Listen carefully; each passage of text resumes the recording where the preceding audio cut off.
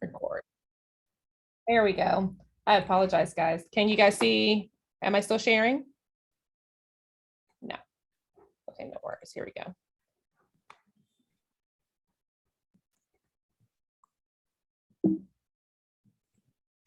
We can see it now. Perfect. Okay, I will start over.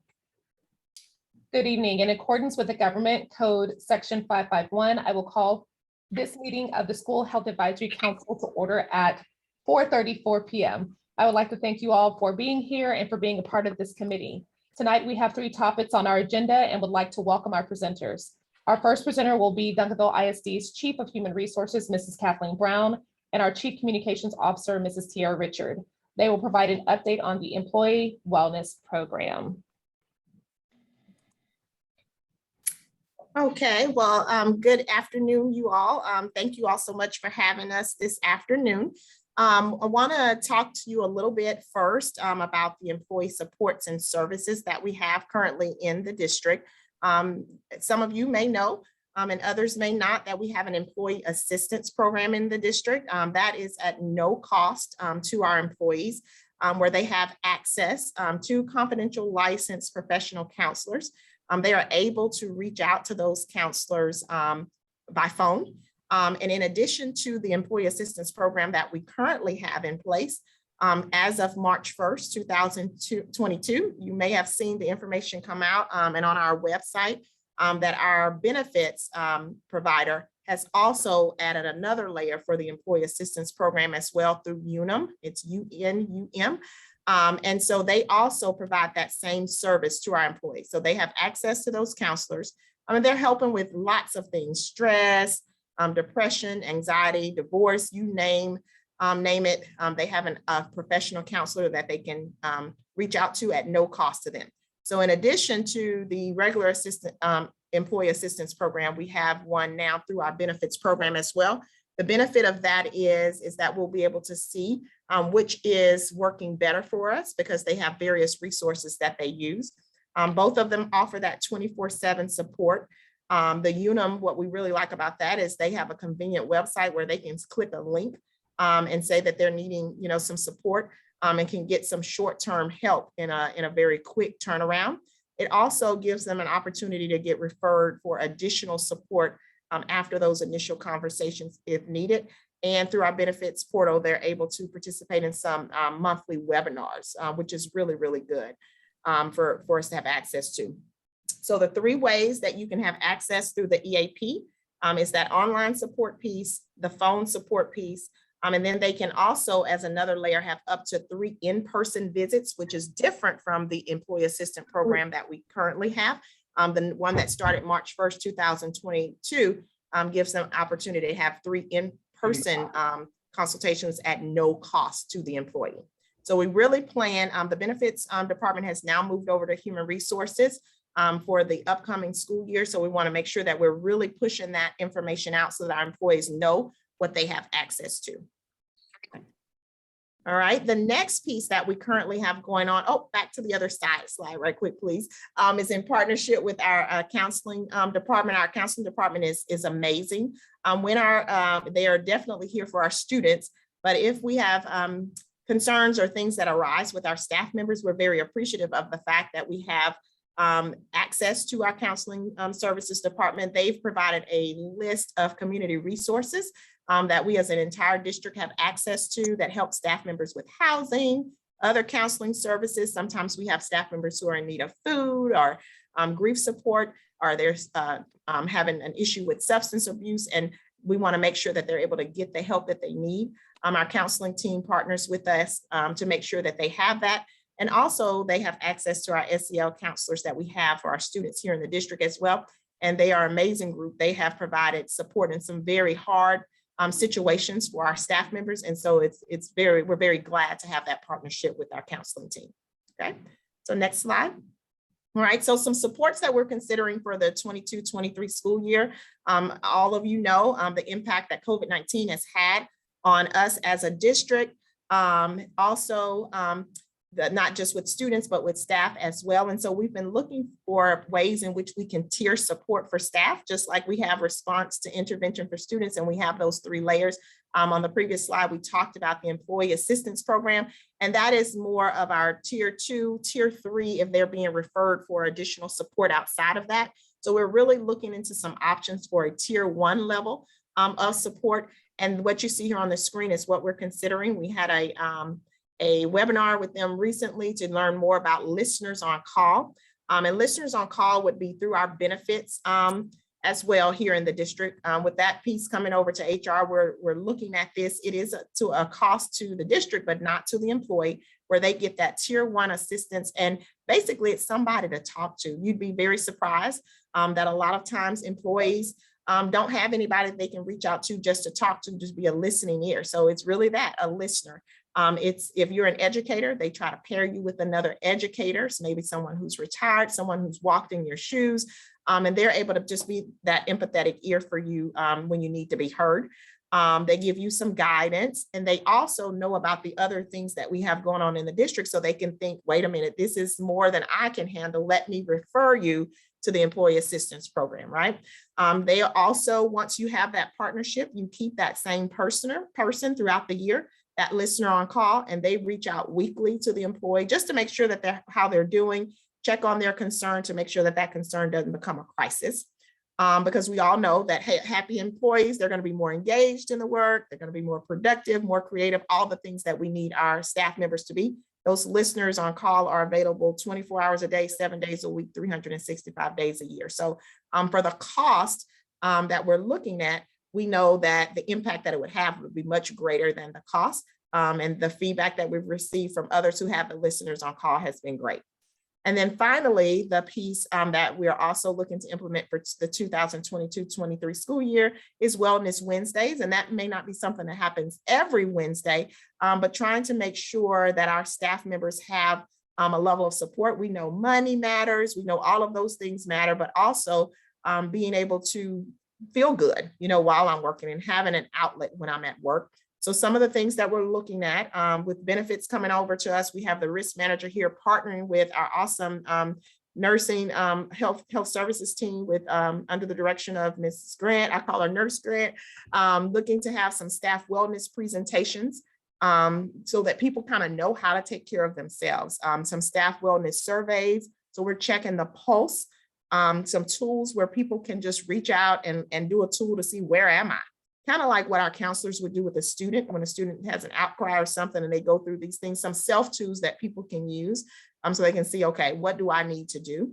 Looking at monthly newsletters so that staff members have newsletters. It could include information from the counseling team, it could include information from nursing, just self-help tips from our benefits, things that people don't know about their benefits. You'd be surprised. Some people just go through and check everything. They get it all. I need critical care, accident, this. We're making sure that it becomes very informative. We already have a baby shower on the schedule for the beginning of the year in August for anyone who's having a baby. They know they're pregnant now, they're going to have a baby, to where they're really learning about the benefits before they sign up, knowing what they need, because it's too late to find out when we're on our way to the hospital, right? And then self-care tips and resources. And one of the pieces that we're most excited about is the district-wide wellness campaigns, not hit or miss things, but some very prescriptive challenges and classes. You can see a couple of examples. We've reached out to a few people about potentially having Zumba here on some Wednesdays or yoga classes, and not mandatory, just outlets for people free of charge that they would have access to. So those are the things we currently have going on and things that we are looking at. And I would be happy to answer any questions that you all have related to staff, if that's appropriate, Ms. Griffin, at this time. Yes, if anyone has any questions, please feel free to ask. No questions? Oh, man. Well, if you think of anything, or if you all have information that you think will help that we can consider, we are happy to take that information from you. So just give us a call. All right. Now turn it over to Mrs. Richard. Thank you, Mrs. Brown. Thank you, Mrs. Brown. And I didn't have a question, but I did have a comment. Ms. Brown, that sounds like some really exciting stuff coming down the pipeline for the new year. So thank you for sharing that. I can't wait to help spread the word on that and get the word out further so that our employees are really aware of it. So thank you so much for sharing. All right, so for my section, talking about health and wellness, we've really got to reach out to our employees and find out, what do you need?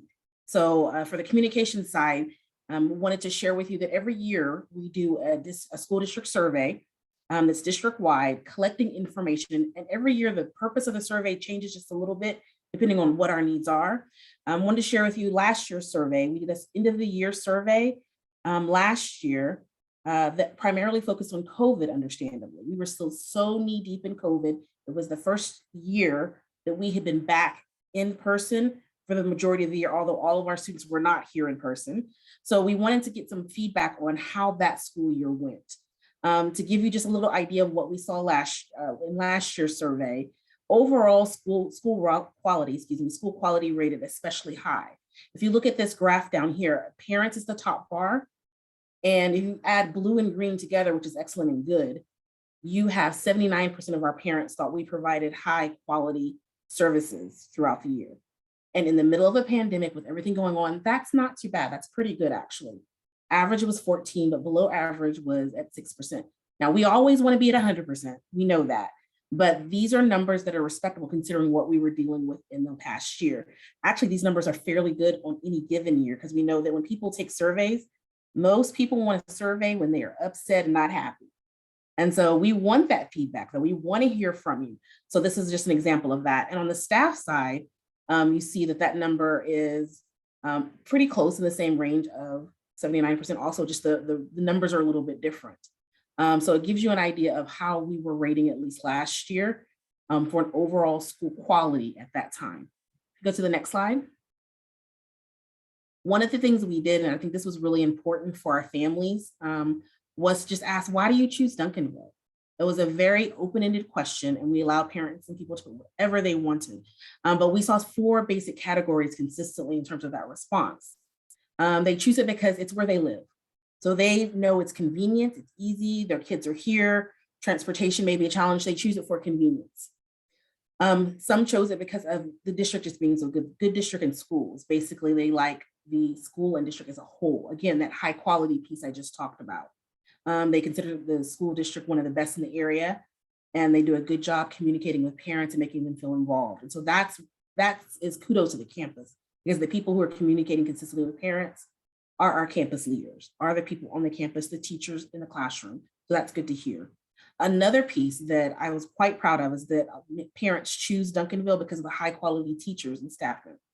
They know that they're getting teachers that know what they're doing whenever they come to Duncanville. And so that speaks volumes about Ms. Brown, your hiring process and what you do there, but also about people wanting to stay here, which speaks to our staff leadership, because you get veteran teachers, people who know what they're doing whenever you have these opportunities. And you hear when parents are speaking like this about the quality of our teachers here. And then last but not least, which is not a surprise to me, is the availability of the type of programs we offer in Duncanville. We know that in this area, we offer more opportunities and programs than any other schools in the area. When you think about the size of that high school, especially as students elevate and they go to the next grade level, they're moving into programs that are top-notch, that they have the opportunity to pick and choose and do more than you would in others. Now, you cannot do it all, but you can do more than you can in other places. And the quality of such services that parents are receiving, whether it's preparing their kids for college, preparing for a vocation or a career, or as this one person wrote talking about the SPED program, speaking volumes about the service that they are receiving there. So wanted to share a little bit of what we've had historically. And again, this is information that's valuable because this speaks into the quality of what we're doing. And if we're keeping our employees and our staff supported in these areas that are a high priority to them, then we continue to have good employees. We know what we need to maintain that. And so it's information that's super valuable as we proceed. And I have one more slide.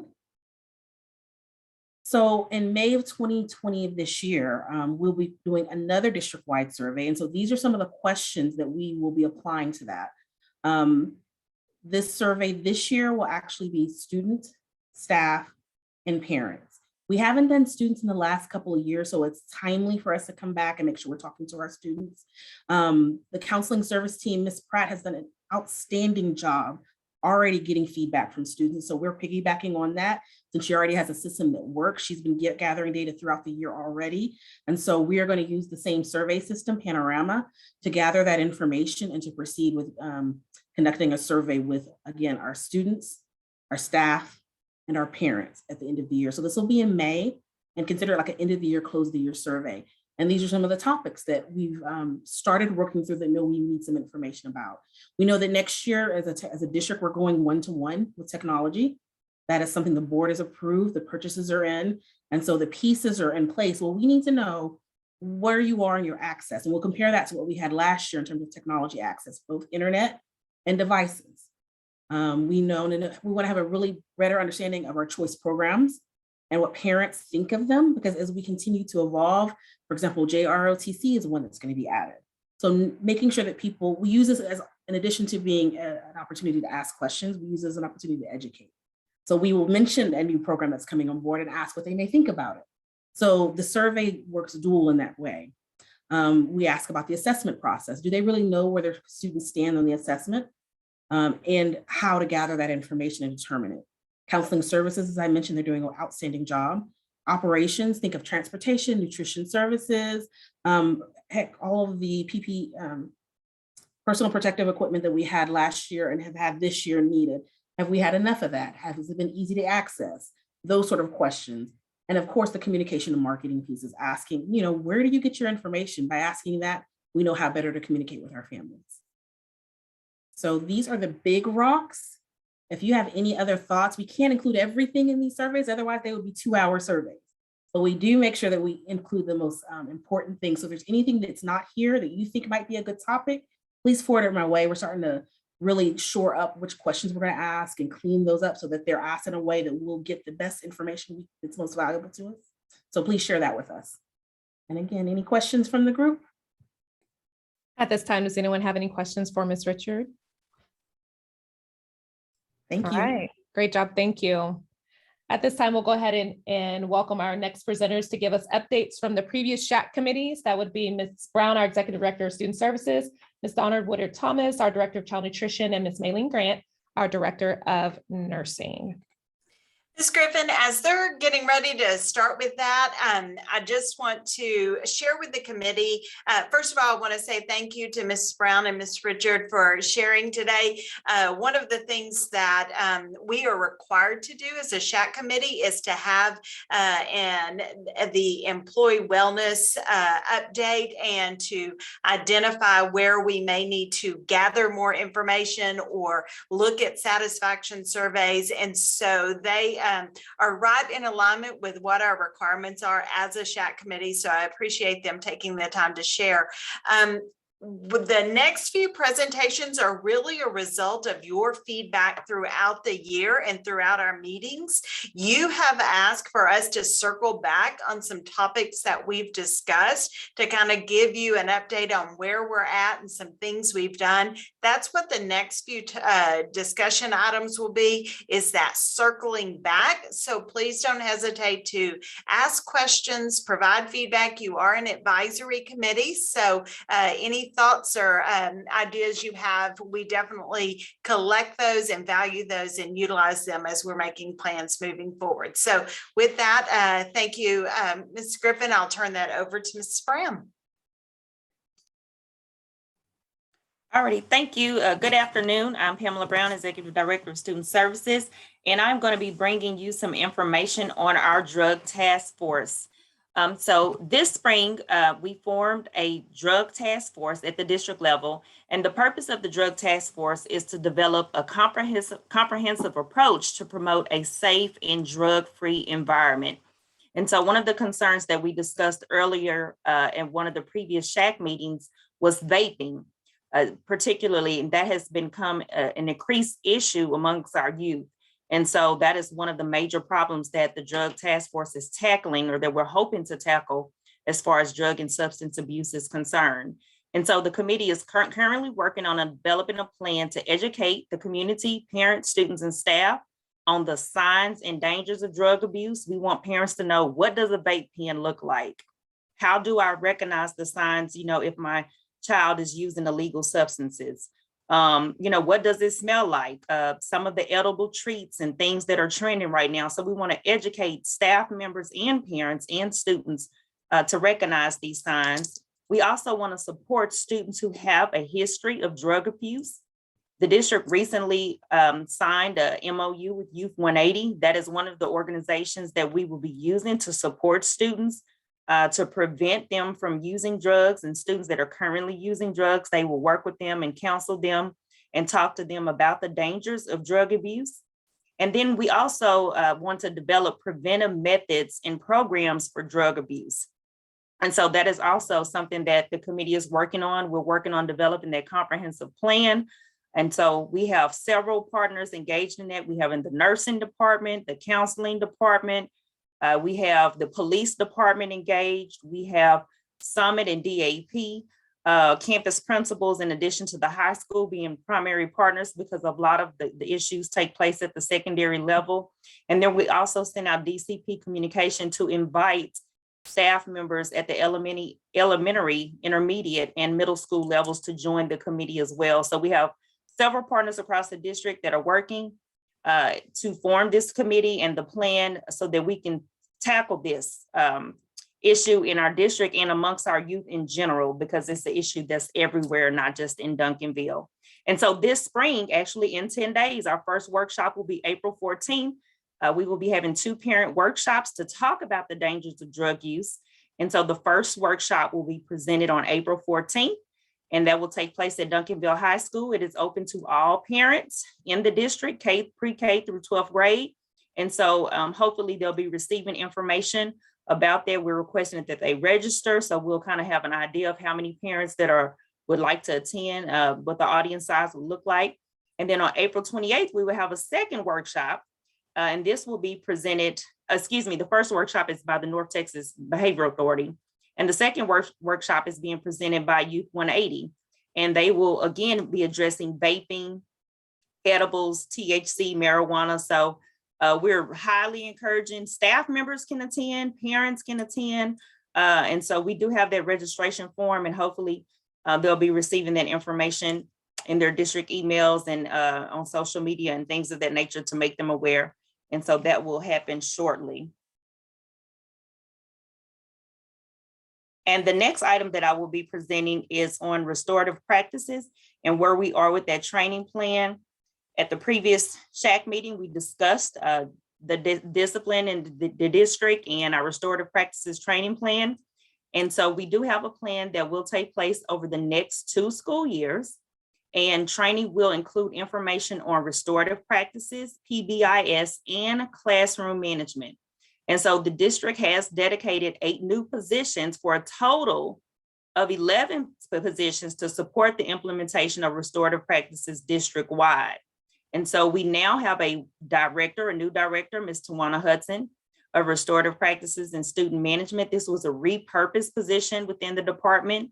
We have 6 new grant positions for restorative specialists. And so our formerly known behavioral specialists are now, their title is changing to restorative specialists.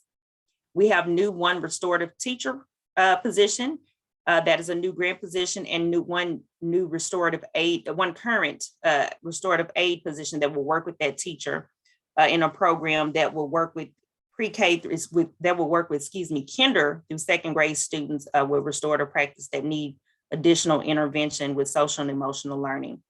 And so if you click on the hyperlink with the restorative practices training plan, this just kind of shows an outline of the plan over the next 2 years, beginning with this summer.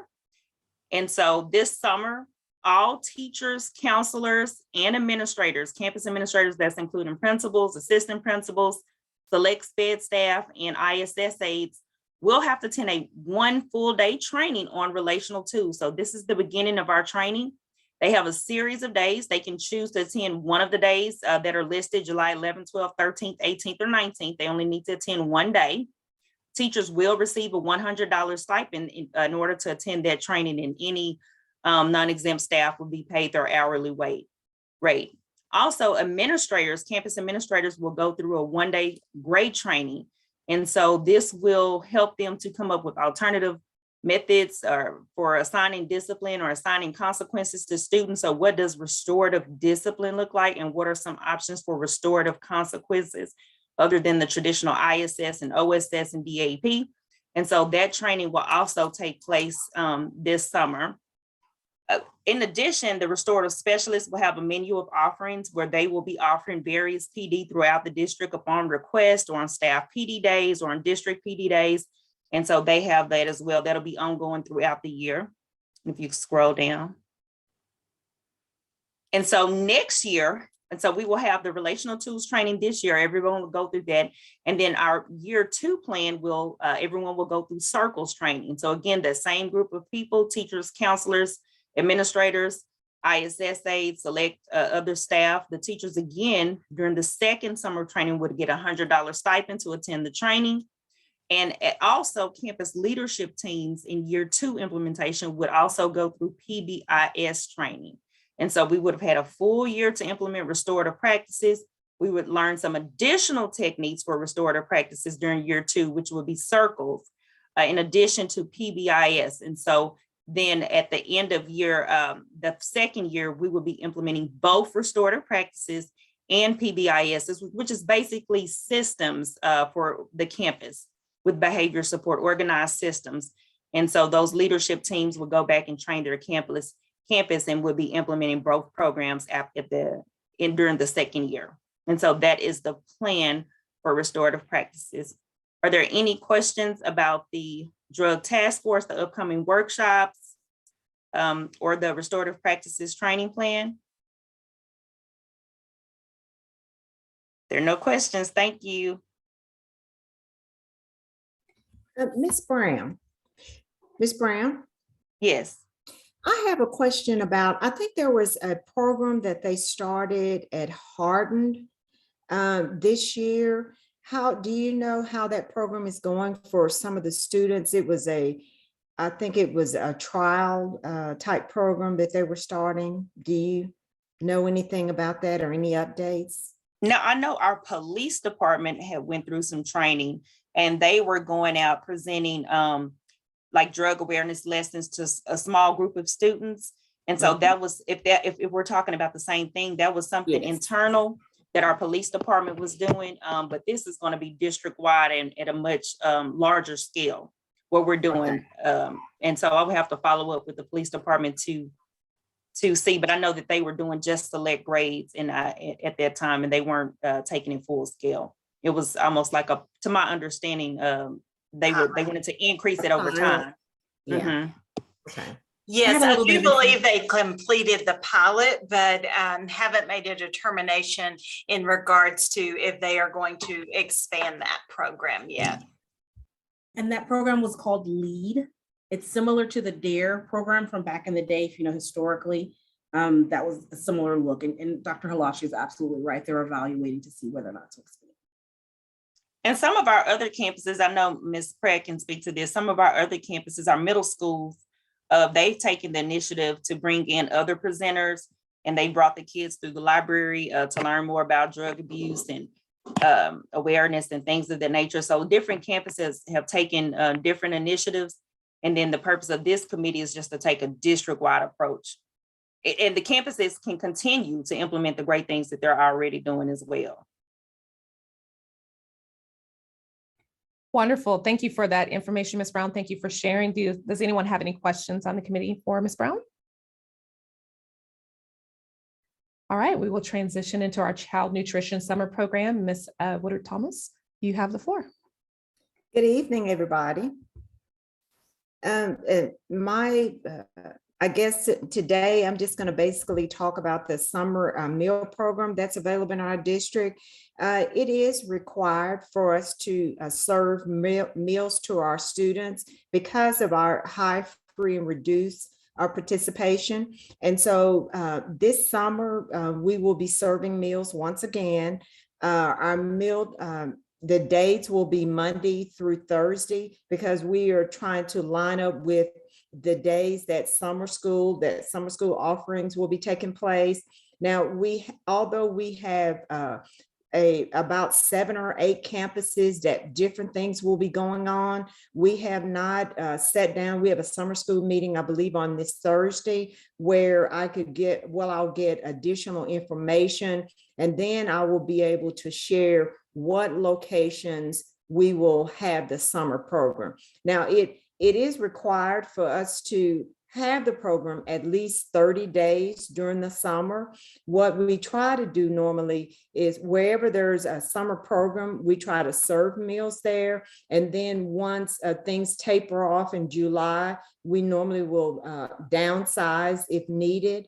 But currently, we don't have the locations. We do have flyers from TDA. And as soon as we get all of the information and it is confirmed, it has gone to SLT, then we would get that information out to all the campuses. And I'm sure communications, as always, will assist us with, putting this on social media, on our website, etc. So that's all I have. If there are any questions, I don't have a lot of information because we have not confirmed the actual, the start date, the end dates.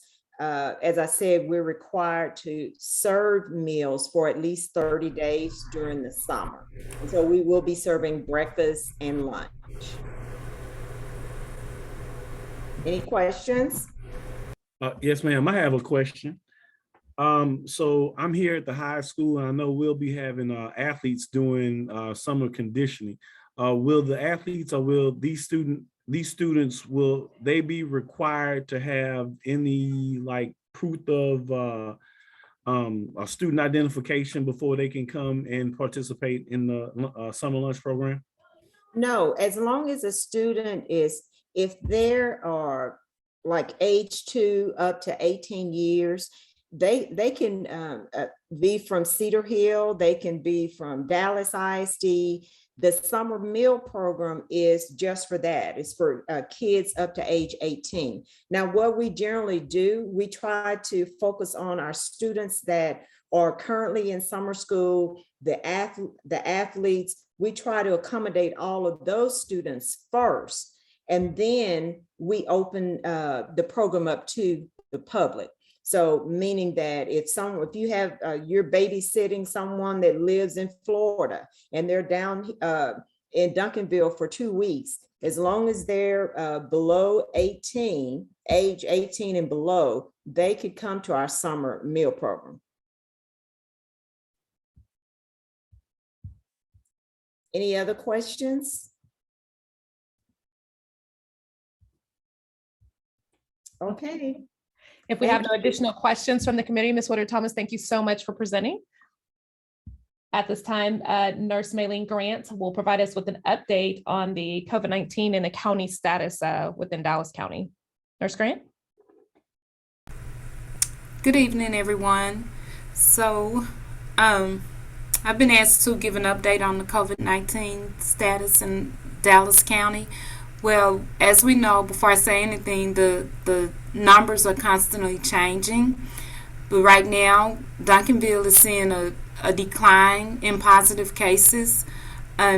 So is Dallas County. But we will continue to keep our COVID protocols in place to ensure that we're keeping our students and staff in schools safe. We constantly monitor our dashboard, and we're also continuing to offer the COVID rapid test for our employees and students who are symptomatic. But again, at this time, the numbers are, I think right now we do not have any positive student cases that have been reported. So this school year, we've had a total of 6, this school year, we've had a total of 6 COVID vaccine clinics, and they were sponsored through Albertsons Tom Thumbs, and we definitely appreciate them. And we also attempted 2 COVID drive-through clinics this year.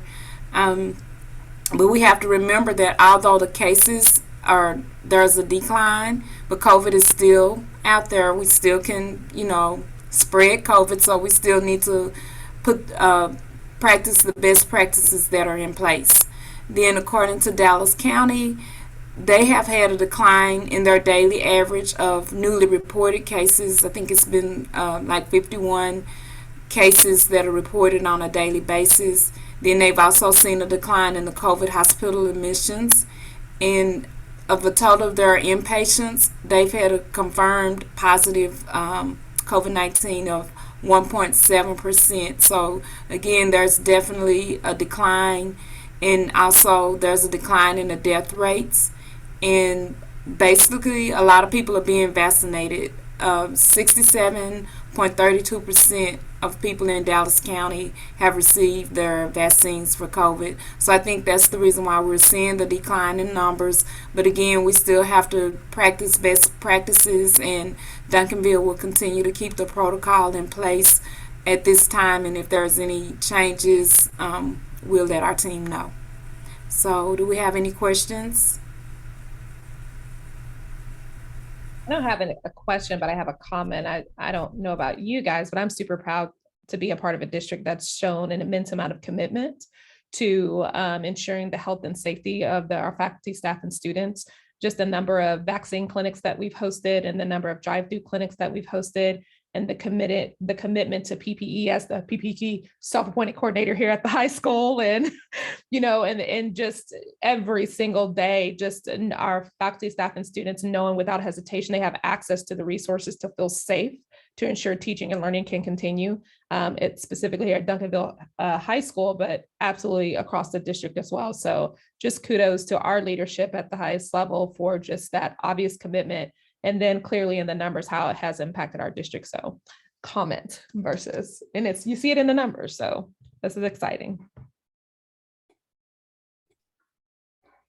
And if no one, okay, go ahead. It's definitely exciting. And I also want to point out, I want to say thank you to Mrs. Brown and her team and our Human Resources Department, because they've been a great partner in this process. They've kind of taken the lead, of course, on the employee staff side. We've kind of overseen the student side, but together we work very closely together. And as a result, I think that unity and that focus as a team has really made a difference on both ends and allowed us to see such low numbers. So, and of course, thank you to Nurse Grant and her team and all of our nurses. They're just amazing in this process. And so I'm very excited about the low numbers.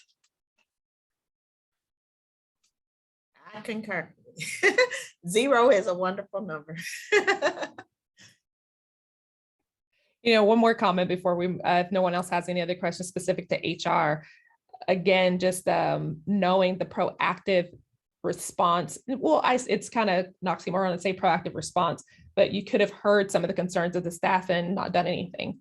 But instead, our district responded accordingly to some of the concerns of our staff coming into the spring, and just made some in-game adjustments to be able to offer that peace of mind to our staff, specific to anyone who had any infection or came in close contact or whatever that looked like. So again, just a demonstration of the commitment to our district, and at the highest level to be able to take care of our people.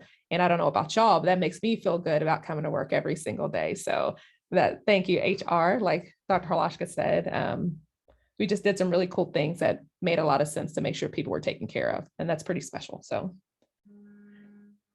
does anyone have any additional questions for Nurse Grant? No? Awesome. Okay. Well, at this time, we will move on to our last item on the agenda. And Dr. Harlashka will provide us with some planning and committee updates for the next school year. Yes, thank you so much. It's hard to believe that we are moving into the next school year, but we do have several things I need to chat with you guys about. So Ms. Griffin, if you want to go to the next slide and click the first one, the first two, there we go. No, that's good.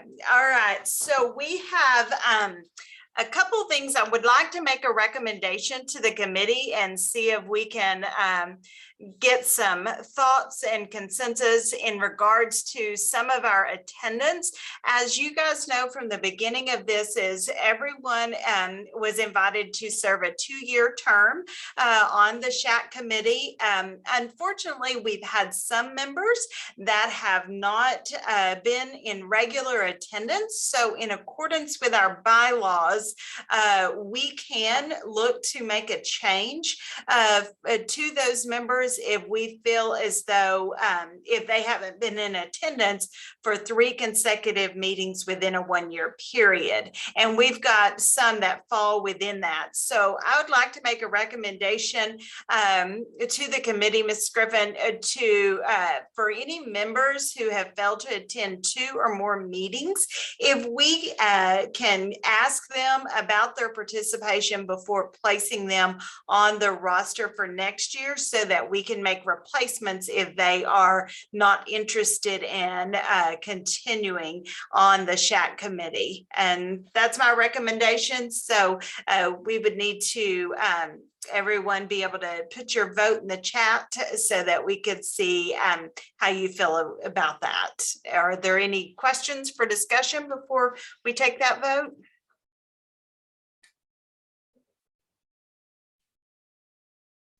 Okay, so if you can just put in the chat that you support the recommendation or you reject the recommendation.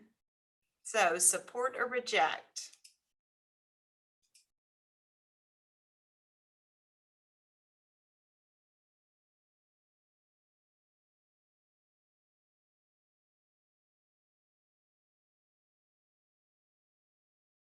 Okay.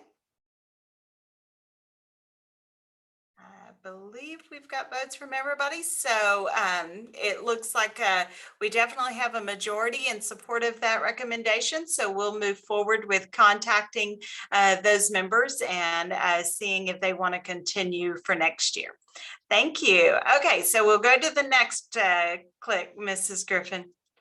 This is about our bylaws. So we do have bylaws that are posted on our website, on the district website. I will also have those sent to you in an email so that you can take a look at those. But what we are wanting to do is kind of review those before our next meeting at the beginning of 22-23, and kind of make some revisions and bring those revisions to that very first meeting.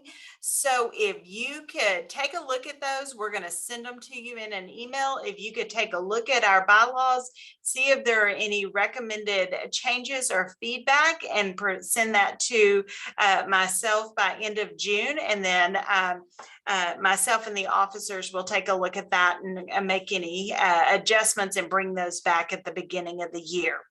So that's just a kind of some housekeeping that we'll do. And then the last piece is we have a board report that we are required to do every year regarding the work of the SHAC committee, things that we have discussed, things that we have done as a committee. And so I am going to work on putting together that board report for June. And we usually, based on policy, it doesn't necessarily have to be an oral report. It can be a written report, which is what we have done in the past couple of years with COVID.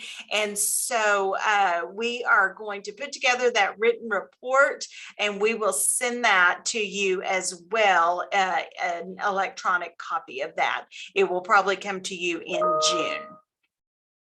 So just a couple of little housekeeping things. Are there any questions on the bylaws or the board report?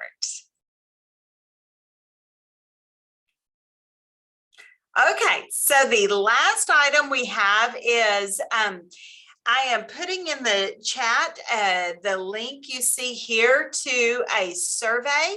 This is just a survey for us to get feedback from you regarding the SHAC meetings, what you like, what you dislike, topics you might want us to discuss next year, any feedback you have looking at the format of the meetings. We've done it both Zoom, we've done it both in person, and you can just share with us which you prefer. Now, to be a little cookie at the end of this survey to get you to do it, we also want you to identify where you would like for us to send a little thank you gift. We have a thank you gift for serving on our SHAC committee. And so since we were Zoom this time, we're going to send that to you or bring it to your campus. So you just can identify if you want us to bring it to your campus or if you want us to mail it to you somewhere. So if you can note that at the end of the survey. Your feedback is so important to us because this is such an important committee to the work of the district. And so we really value your thoughts and suggestions and want this to be a meaningful opportunity to get your feedback. And so your feedback is appreciated. And with that, I'll turn it over to Ms. Griffin unless there's any other questions. Okay. Well, thank you so much, SHAC Committee of 2021-22. Thank you guys for all of your support and commitment to our committee for the betterment of our district. Thank you to all of our presenters this evening and for providing us with lots of information to think about in moving into the next school year. If there are no further questions at this time, we will adjourn the meeting and the time is 5:19 p.m. Thank you, guys. Thank you. Thank you. Thanks. Thank you. Thank you, guys. Have a great night.